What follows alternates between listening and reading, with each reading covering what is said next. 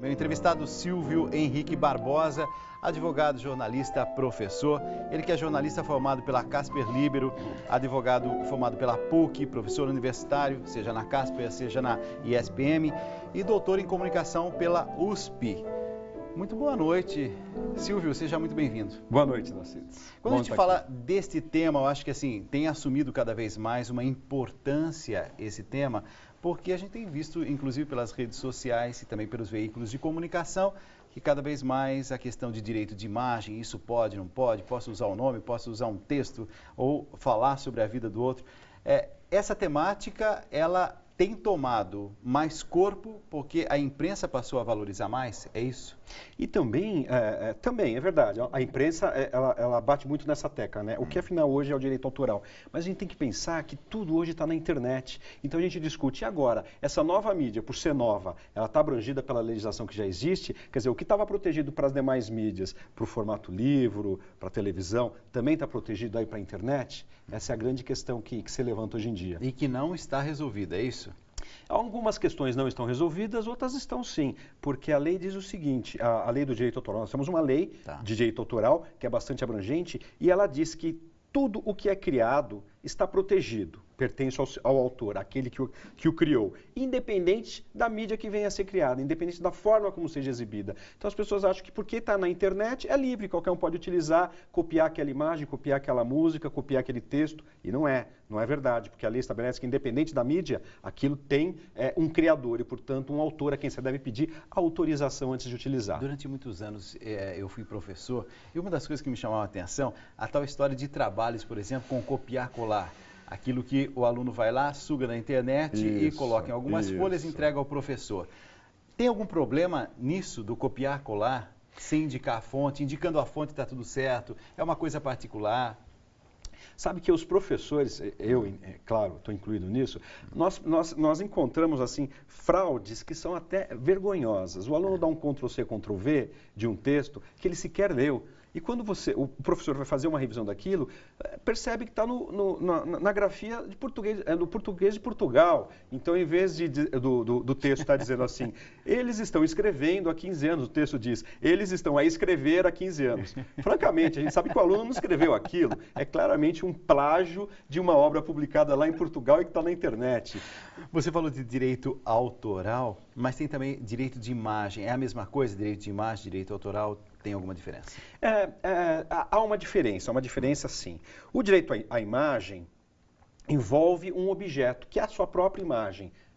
O nosso direito, ele chegou a essa conclusão. A tua imagem é um objeto que te pertence e que você pode negociar como qualquer outro objeto. Da mesma forma que eu posso vender essa caneca ou emprestá-la, eu posso vender a minha imagem ou emprestá-la. Eu posso cedê-la gratuitamente ou a título oneroso. O direito autoral funciona de uma forma muito parecida, mas a sua imagem e o direito da obra que você cria são coisas distintas, são dois objetos em negociação. Eu posso criar um texto maravilhoso e vendê-lo. E a minha imagem pode estar inserida nesse texto, de alguma forma, a minha foto, ou eu posso ler esse texto e aí a minha imagem está embutida nesse texto também. São dois direitos que nós estamos negociando, o meu direito à imagem e o direito autoral sobre o texto que eu escrevi, sobre a composição, a música que eu estou cantando. Como é que eu posso identificar que violaram o direito de imagem, por exemplo? Pensando na minha imagem, ou pensando na sua imagem, qual é o critério para eu saber que violaram esse meu direito?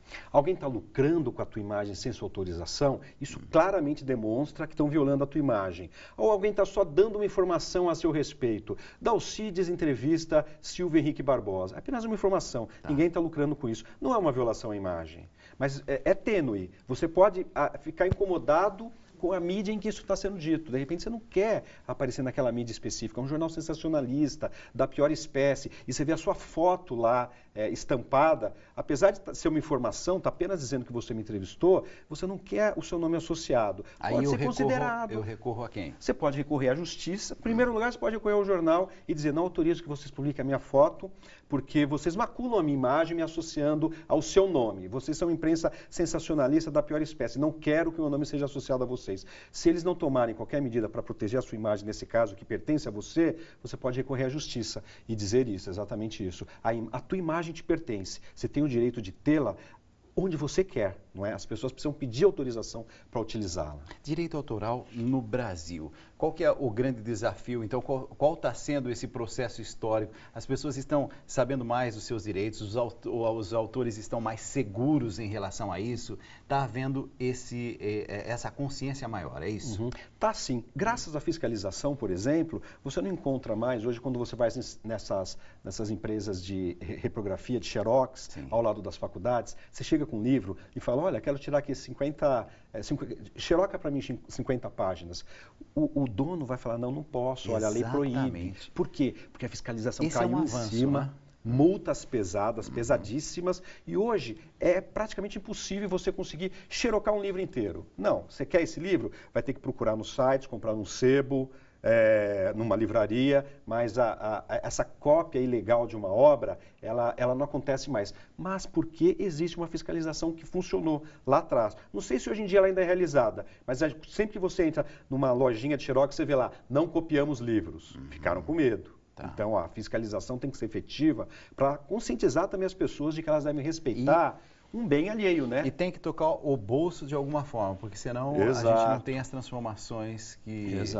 só a tomada de consciência por si só não funciona. Exato. Agora, muitos autores, eles liberam a sua obra na internet. Eles colocam uma observação lá, ó, Creative Commons.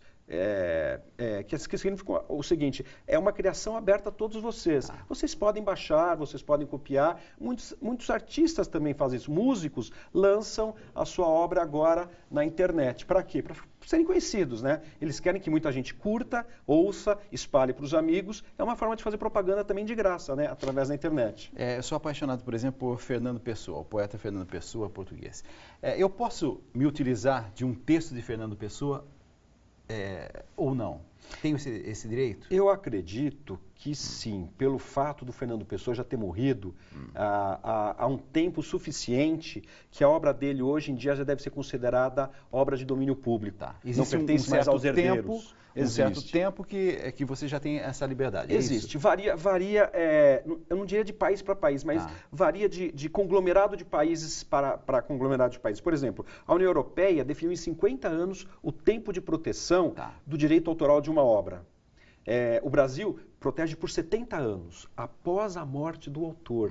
Então, por todo o tempo da minha vida, a minha obra me pertence. Depois que eu morrer, por 70 anos, ela pertencerá aos meus herdeiros. Entendi. No caso, os herdeiros são aqueles que vêm após você, seus descendentes, filhos. Você não teve filho? Volta para os seus ascendentes, seus pais. Certo. Seus pais já faleceram? Volta para os descendentes dos seus pais, seus irmãos. Então, a gente tem uma linha sucessória clara no nosso direito que especifica isso. Por 70 anos. Um caso famoso que nós temos é do escritor Monteiro Lobato, criador do Sítio do Capão Amarelo. Exatamente. A obra dele, dentro de 3 anos, entrará para o domínio público. Monteiro Lobato morreu há 67 anos, em breve completaram esses últimos 3. 70 anos, qualquer um de nós poderá fazer qualquer coisa com a obra de Monteiro Lobato. Eu vou poder montar uma peça de teatro, eu vou poder fazer um rearranjo do Sítio do Capão Amarelo, acrescentando novos personagens, mas até lá, pelos próximos 3 anos, eu ainda preciso pedir autorização para as sobrinhas netas dele, que são vivas e que são as herdeiras de fato de toda a obra de Monteiro Lobato. Uma noite de conhecimento, uma noite de esclarecimento. Vamos a mais questões e perguntas pelas redes sociais. A gente tem mais pergunta aqui da Isis Leite, você participa redevida.com.br/tribuna, chegando mensagens de todo o Brasil, a gente quer ouvir a sua opinião. A Isis mora em Manaus e ela pergunta se obras literárias ou musicais têm esse mesmo tempo, como você falou agora, professor, de 70 anos, para poder se tornar domínio público e ainda se o direito autoral ele pode ser renovado após esse período. Sim, a resposta é sim. Toda obra intelectual está protegida por 70 anos no Brasil após a morte de seu criador, claro. Porém, há uma exceção. Audiovisual e fotografia são protegidos por 70 anos após a primeira divulgação. Vejam, menos tempo, portanto. Claro. Então, se eu já estaria morto. Mas imagina uma pessoa de 20 anos que hoje produz um curta-metragem e coloca na internet. Nessa primeira divulgação já começa a contagem de 70 anos. Quando essa pessoa que criou essa obra tiver 90 anos, não terá mais direito autoral sobre a obra que criou. Entendi. Passa para o domínio público. Toda a sociedade poderá utilizar sem pedir autorização, sem precisar pagar por isso. Né? A partir do momento que ela disponibiliza isso de alguma forma. Exato. Eu digo pela internet. internet, porque é a forma hoje em dia mais fácil da gente tornar algo público. Mas pode ser transmitido pela TV, pode ser uma exibição numa sala de cinema. O tornar público é mostrar pela primeira vez. Lei da biografia, a gente viu a repercussão que se teve, inclusive alguns ícones da música popular brasileira, Gilberto Gil, Caetano Veloso, Roberto Carlos e assim por diante, Chico Buarque. E a gente percebeu assim, num primeiro momento, ao menos, havia uma sintonia entre eles de se colocar contrários a qualquer possibilidade de alguém escrever sem ter um consentimento deles. Depois a gente viu que um ou outro começou a dizer, não, mas não é bem assim, eu já acho que pode ser sim conversado de uma outra forma. Qual é a sua opinião como professor, como pesquisador? Então, esse debate foi muito interessante, porque nós tivemos ícones da música popular brasileira, pessoas que sempre tiveram uma postura clara com relação à democracia, aos direitos individuais, liberdade de expressão. Liberdade de expressão, de repente se posicionarem contra o direito de outras pessoas de escreverem livros. Não, você quer falar sobre isso, você tem que pedir minha autorização. Quer dizer que se eu quiser escrever um livro hoje sobre Adolf Hitler, eu tenho que procurar os herdeiros dele para pedir autorização? Ou não? É uma personalidade pública, inclusive morto já, graças a Deus, há tanto tempo. Eu vou ter que pedir autorização para alguém para falar sobre Adolf Hitler?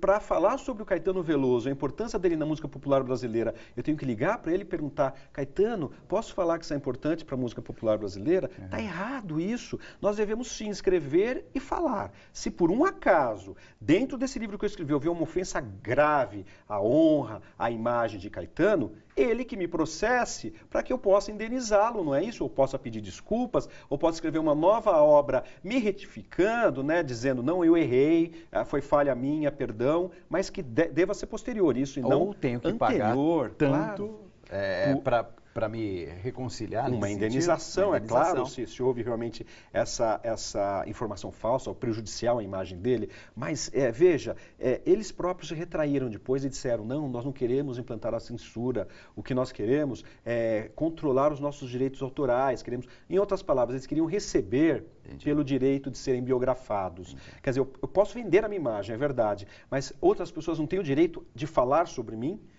Se eu sou uma personalidade pública, se eu estou envolvido com algo importante como é a cultura brasileira, veja, seria uma censura grave que a gente sofreria nesse país, né? Imagine pesquisadores das universidades proibidos de pesquisar sobre a música popular brasileira, porque antes você tem que pedir autorização para 15 grandes músicos e compositores. Sim, e a gente sabe inviabilizaria. Também que a história não tem apenas uma versão.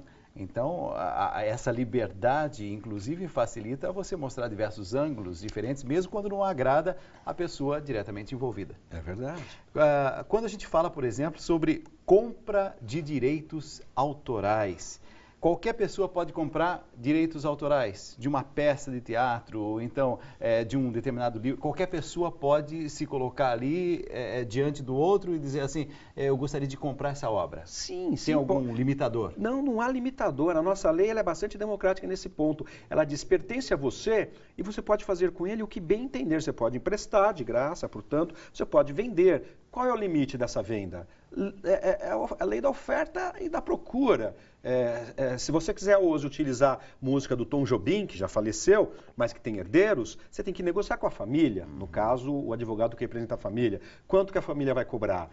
Pode cobrar muito, porque Tom Jobim ainda é famoso. Mas e daqui a 40 anos? Será que Tom Jobim será tão conceituado assim? Talvez não. Aí o valor vai baixar, não é isso? Então, assim, é uma questão de mercado. É uma questão de mercado, exatamente. A gente tem questões, perguntas de telespectadores pelas redes sociais. Paulo.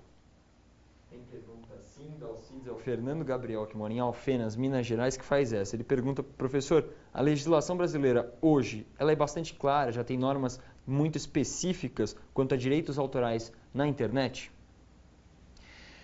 A nossa legislação, ela não fala especificamente da produção intelectual que é colocada na internet, mas por ela dizer genericamente que todas as formas de transmissão estão abrangidas pela lei, nós devemos, e os juízes devem entender dessa forma. O que está na internet está tão protegido quanto o que está publicado num livro ou transmitido pela televisão. Esse é o entendimento. Não é tão específico assim. Não diz claramente, não é uma lei própria para o direito autoral na internet. É essa a grande questão.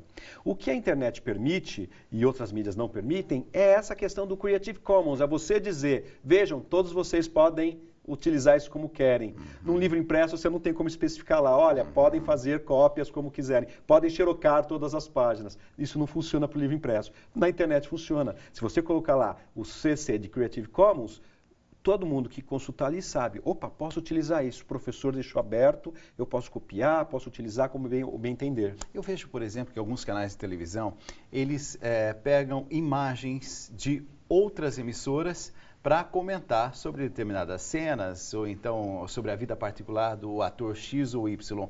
A gente pode pegar de alguma outra emissora e utilizar dentro da nossa emissora imagens do outro? Olha, é bastante complicado, vai depender do relacionamento entre essas duas emissoras. Se forem emissoras que estão acostumadas a trocar figurinhas, uma cede o sinal do link para outra, uma cede uma imagem que conseguiu gravar e que a outra não tinha, isso é possível. Mas se são rivais, não, elas jamais autorizariam. Pode citar nome de empresa? Claro. Imagine, por exemplo, Globo e Record. Essas não vão trocar figurinhas nunca, porque são rivais diretas. Mas, por exemplo, eu fui editor-chefe de um telejornal até há 3 anos, o Jornal da Gazeta, sim, e era constante. Eu pedia imagens para a Globo cedia, pedia para a Record me cedia. Por quê? Éramos uma TV pequena, um jornal que não ameaçava ninguém e bem situado, em plena Avenida Paulista. Quer dizer que qualquer manifestação na Paulista, nós éramos os primeiros a fazer. Então nós tínhamos esse trunfo na mão, sim, podíamos oferecer para as outras emissoras, não é? Quando a gente toca nesse assunto, por exemplo, alguém pode estar dizendo nesse momento assim, não, mas é um assunto um pouco distante do meu dia a dia. É um assunto muito específico, tem a ver, por exemplo, com aquele telespectador que está nos acompanhando nesse momento. Ele está envolvido de alguma forma quando a temática é direito de imagem e direitos autorais? Olha, tá sim, sabe por quê? Em qualquer rua da região central da cidade, na Rua Augusta, esquina com a Paulista, você vai ver assim uma dezena de homens vendendo filmes que estão sendo lançados agora no mercado. Os filmes ainda estão nos cinemas e eles estão ali à sua disposição. Por R$10 apenas você leva esse filme. Sai mais barato você comprar esse filme na banquinha do que você pagar o ingresso para assistir no cinema. Isso é pirateado, por isso que é tão barato. Não está recolhendo nenhum imposto. Quem faz isso não tem direito trabalhista algum. Portanto, não gera nada para a nossa economia. Pelo contrário, é só um prejuízo que está causando aos comerciantes de fato. Quando você compra aquele filme e fala, olha que legal, vai estrear na sexta-feira e já está aqui à venda, vou assistir em casa. Você está deixando de fazer o quê? De fazer com que esse comércio instalado, que se chama cinema, lucre e possa se manter aberto. O que a gente quer fazer? Provocar o fechamento de todos os cinemas? Provocar o fechamento das grandes produtoras que estão fazendo essas cópias, as verdadeiras e estão colocando à venda e que são caras para burro, a gente sabe, porque os impostos são caros no nosso país. Está prejudicando a indústria cinematográfica, que está pagando salários, gerando muitos empregos para fazer esse filme. A pirataria, ela não te beneficia naquele momento que você está economizando, mas prejudica todo o sistema econômico, não é? A indústria fonográfica, ela tomou uma certa precaução também de fazer campanhas de conscientização. Essas campanhas contra a pirataria têm funcionado?